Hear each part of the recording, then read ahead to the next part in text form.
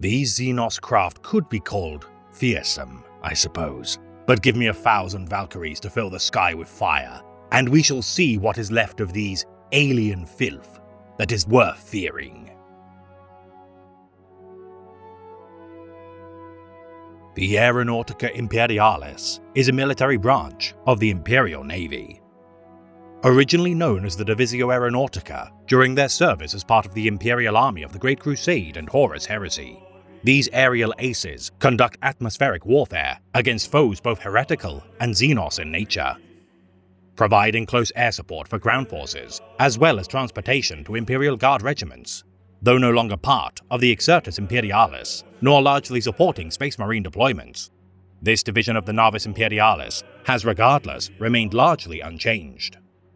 Working in tandem with the Astra Militarum to achieve air superiority during defensive missions, invasion efforts, and even scouting expeditions, these flocks of the Guard strike down the Imperium's enemies from above as a flock of savage talons, darkening the skies with their steel, dropping bombs from the heavens, or smiting winged beasts during dogfights. Squadrons of daring pilots riddle the foes of the Emperor with strafing fire, protected by the Omnissiah's vast manufacturing might, delivering Tempestus Scions to high-value target positions, harrying bunker fortifications, or clearing the airways of birds of prey. The tasks of this dogged division are myriad, as they both destroy foes and rescue allies aplenty. Outmaneuvered by Eldari craft, outgunned by Tau pilots, and lacking the barbarity of the Greenskin, what the human pilots of the Imperium lack in such fields is compensated by sheer numbers, their vast fleets blotting out the sky during perilous engagements as their dog tags line the halls of the honored dead. Promoted by virtue of their ability to survive engagements rather than achieve kills, the punishing trials to become an aerial ace of the Aeronautica are among the most dangerous of all combatants of the Emperor's Scions. Courageous beyond measure as they hurtle into the fray, the abysmal casualty rates of such pilots is diminished only by their faith in the Emperor, knowing their demise serves to vanguard humanity from foes who seek to harm their peers. Each domination of the skies preceding gains made on the fields of war below.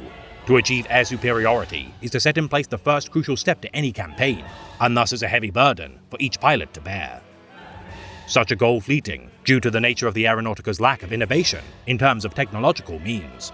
As seas of blood secure the battlefield on the surface, the burning carcasses of the Navy's winged heroes plunge to meet such seas of vitae, knowing their duty to the master of mankind is complete. Blooding in combat, the only true means to prove a pilot's skill, rather than training drills. Such is the need of the Imperium that little is spent on honing a pilot's potential, knowing that their likely demise shall be among their initial deployments. Innate talent alone providing a bulwark against such horrifying losses. Adrenaline is not in short supply, as all aviators fight for their lives with each and every engagement against foes bearing more luck, armaments, or finesse. Rivalries burgeoning between aerial aces as their short-lived legends begin to grow. It is not uncommon for pilots to nurture an obsessive need to combat unique foes who time and again elude their kill shots. Clad in little more than photochromatic anti-flash flight helmets lined with leather, simple oxygen masks, and basic flight suits, though protecting them from atmospheric conditions and high-pressure maneuvers, such does little to deny enemy weapons fire. Carrying las pistols for limited use should they be shot down and survive their crash within enemy territories. Many pilots choose to leave such weapons behind, so as not to further cramp the limited confines of their cockpit. Piloting a variety of vehicles, each designated for a particular field of engagement. Amongst the most common designs are the Thunderbolt, known for its rugged constitution, reliable firepower, and reasonable maneuverability. Tasked with hunting down enemy bombers, but versatile enough to conduct other mission parameters. These escort fighters excel in low-level atmosphere, aiding Allied bombers to reach their targets, protected in armorplast and ceramite. Enacting reconnaissance of enemy positions, typically within squadrons of 30. According to records of the Adeptus Administratum, the statistical probability of these disposable aircraft's survivability is at its most generous 14% by the time of their third deployment. Honored as among the fighters present during the defense of the Imperial Palace during the Siege of Terra, this ancient design remains a stalwart addition to the Aeronautica's arsenal for over 10 millennia, forming the bulk of most aerial theaters of war. Combating Titan Legios during the Great Scouring of the Traitors, delivering the Solar Auxilia to its final war zones. In time, variants such as the Thunderbolt Fury would replace its standard quad-nose-mounted autocannons with Avenger bolt cannons to better increase its rate of fire. twin-linked las cannons aiding in combating ground vehicles, whilst Hellstrike missiles and bombs can be fitted beneath each wing. Whether standard or fury in nature, the Thunderbolt excels as a jack of all trades, master of none, with a ravenous hunger for ammunition. The Lightning fighter craft, superior in terms of maneuverability when compared to the Thunderbolt. This craft was lost for many years due to the data of its standard template construct design disappearing during the Great Crusade. Such an STC rediscovered during the Saint Seian Crusade waged upon the world of Karnak II. Once gifted to the Mechanicus Lords of Forge World Supramundi, redistribution of the Lightning began in earnest. Half a century of toil perfecting the manufacture of this invaluable fighter craft. Once more entrusted to the Aeronautica Imperialis, such a boon proved invaluable in confronting traitor craft of similar design. Forge worlds such as Barca and Hydrafer, disseminating STC data to help bolster the need to produce such an aircraft. Now capable of fielding squadrons comprised typically of 24 Lightnings, the Navy deploys such screaming jets to achieve air superiority. Deployed from orbiting ships rather than in atmosphere, these space-adapted aircraft achieve rapid acceleration and takeoff speeds, suiting them to sudden deployments to protect their Voidcraft from enemy attacks. Lighter and thus less heavily armored than the Thunderbolt, requiring less time for maintenance crews to attend them, the Lightning twists across the skies in a dance of aerial feats which its contemporaries cannot achieve. Armed with a ventral-mounted autocannon and twin-linked las cannons on its wings, its fitting with Hellstrike, Hellfury, and Skystrike missiles makes it adept at solely combating aerial foes despite being capable of attacking ground forces. Firing 127 high-velocity armor-piercing rounds per second, shredding anything within its volley. These aircraft also carry photogenic reconnaissance equipment to aid in recon missions to assess enemy strengths. Its variant, the Lightning Strike aircraft, modified to balance its aerial to ground offensive capabilities. Now equipped with up to 2 bombs, its addition of extra hardpoints allows for ballistic weaponry to be replaced with greater missile capacity. Conducting strafing runs on surface positions at the behest of Imperial Guard forces. These so-called taxi ranks allow for targeted strikes against enemy positions, bursting bunkers and harrying advancing armored columns. The Avenger Strike design, the last of the fighter designation. These ground warfare specialists excel at destroying armored targets using its Avenger bolt cannon, twin-linked las cannons, or autocannons to lay waste to surface prey. Plutonium-cored anti-armored bolt shells fired at 20 rounds per second, ensuring nothing short of a miracle can deny its wrath. Extra armaments such as rear-mounted heavy stubbers volley enemy fighters in pursuit, with wing-mounted pylons capable of carrying further explosives if required. Adopted heavily by the armies of Sebastian IV during the bloody Age of Apostasy, earning it great prestige in the eyes of the Sisters of Battle. This tyrant killer, said to be derived from the era of Old Night, has proven a workhorse of the Imperial Navy for millennia. The Marauder, among the first of the bomber class, capable of flight both in space and atmosphere. This aircraft, developed during the Great Scouring, has proven adept at targeting gargantuan war engines, such as Titans. Modified from an obsolete STC fuselage, owing to its bulky appearance, this powerhouse of the Aeronautica Imperialis can prolong flight for vast distances, allowing it to conduct bombing runs far from vulnerable naval bases.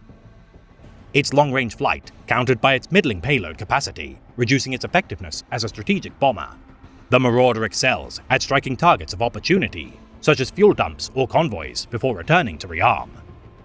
Offering close assistance to ground forces below, rarely, due to the risk of being shot down, even by friendly fire. Using colored smoke signals and visual markers, Astra Militarum forces aid the Marauder's attacks should Vox communication prove difficult. Heavily armored and capable of carrying up to 6,000 pounds of explosives. At maximum capacity, the Marauders can carry 12 bombs, guarding itself with twin-linked las cannons on its nose section, and twin-linked turret-mounted heavy bolter positions on both its tail section and fuselage. Choosing whether to carry a single heavy ordnance torpedo, nickel filament chaff countermeasures, or even a nuclear payload when required. The Marauder can also function as a massive but slow troop transport, deploying drop pods from its side hatches. Sacrificing firepower for extra fuel should ventures need to last up to 10 days of flight.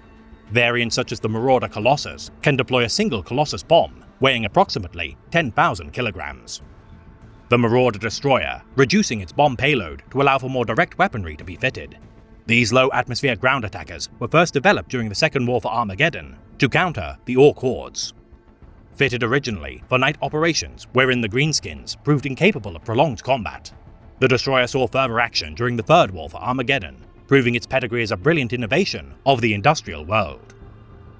Piloted only by hand-picked veterans of the skies due to their risk-prone nature, these bombers fitted with 3 twin-linked nose-mounted autocannons and tail-mounted assault cannons conduct deadly strafing runs the galaxy over. The Marauder Pathfinder, specializing in electronic warfare.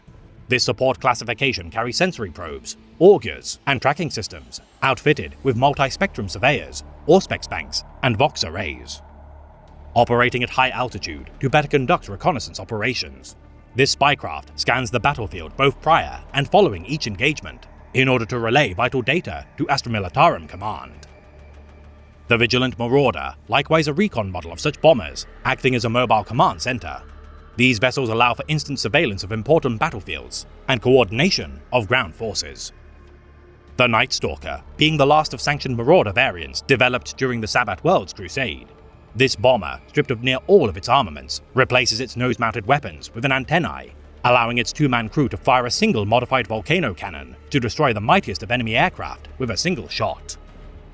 The Valkyrie, acting as the most prominent of all Aeronautica gunships. This heavily armored craft, capable of vertical takeoff and landing, typically ferries elite drop troop regiments into the heart of the fray. A staple for both Elysian drop troopers and the stormtroopers of the Tempestus Scions, this vehicle, capable of carrying 12 passengers, 2 door gunners, and their pilot, is a staple of both loyalist and heretical armies. Transporting high-ranking officers to crucial outposts safe in the knowledge that their hide is well protected, these slower yet more heavily armored compromises to fighter craft regardless benefit from greater odds of survivability.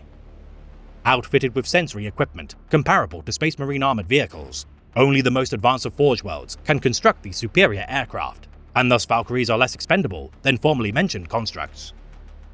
Capable of carrying smaller ground vehicles such as drop sentinels, tarantula sentry guns, or Cyclops demolition vehicles, its armaments of multi-lasers, lance cannons, and heavy bolters smite anything which dares to attack evacuation points or deployment zones. Replacing its 2 external fuel tanks with Hellstrike missiles, rocket pods, or extra autocannons when required. Its variant known as the Vendetta heavy gunship allows for 3 twin-linked las cannons to be fitted alongside swappable Hellfury missiles. The Vulture pattern of the Valkyrie, operated by a pilot and a single weapon specialist. Whether fitted with armaments to combat tank formations or bombing runs, this gunship acts as a dedicated fire support platform. Built en masse upon the forge world of Voss, the Vulture, now benefiting from extra armor plating, carries extra fuel tanks, twin-linked multi-lasers, las cannons, autocannons, Punisher Gatling cannons, rocket pods, Hellstrike missiles, Hellfury missiles, heavy bombs, smart bombs, or hunter-killer missiles, offering sheer firepower to aid retreating allies. The Valkyrie Sky Talon, utilized for heavy lifting needs of battlefield construction projects. Though armed with heavy bolters, rocket pods, and Hellstrike missiles for self-defense, this support gunship specializes in clearing drop zones of debris and delivery of cargo, such as Taurus rapid assault vehicles and drop sentinels. Last of the Valkyries being the Spectre-class assault carrier, used to transport small vehicles and light ordnance into the heart of combat. Now fitted with 4 engines and an extended cargo hold, up to 2 central carriers can be delivered into the fray, alongside their support troops. The Arvus Lighter, maintaining a dedicated cargo haulage role for the Aeronautica. Its duty to ferry supplies and personnel to ailing battle lines can also be retrofitted as a mobile brig for captured high-value targets or soldiers requiring punishment. Known by the common guardsmen as the Hog, Little Pig, or Flying Swine, in regard to its stubborn, verging on belligerent nature, these durable transports are deployed in the millions to tend to the needs of war zones the length and breadth of the stars. Reliable, small, and bearing a rugged constitution, this truculent shuttlecraft, fitted with twin engines, though not armed, is the proverbial dog's body of the Navy, ferrying supplies from orbit to the surface, shrugging off all manner of small arms fire. Capable of transporting up to 12 passengers, contained within a durable yet easily replaceable chassis. Its long body, Laphase, and Little Grox variants allow for greater storage, at the expense of maneuverability, which can already be best described as a flying brick. The Chiropteran Scout, used solely for reconnaissance duties, this sleek yet lightly armored and unarmed vehicle counters its lack of offensive capabilities for sheer speed and maneuverability. The Aquila Lander, regarded as a light shuttle capable of carrying up to 6 of the Navy's officer caste. This vessel, bearing similarity to an outstretched sign of the Imperial Aquila, though armed with a heavy bolter, autocannon, or multi-laser, is not designed for combat. armored enough to withstand aggression as it ferries its officers to their destination. This model also has a civilian variant available to consumers outside the Imperial Navy who require a well-armored and fast transport. The pilots of the Aeronautica Imperialis continuing to brave the perilous skies to this day. Though many shall never earn their wings nor attain legacies befitting of legend, their sacrifices made to serve the Imperium nonetheless are undeniable as they valiantly oppose all manner of aerial combatants.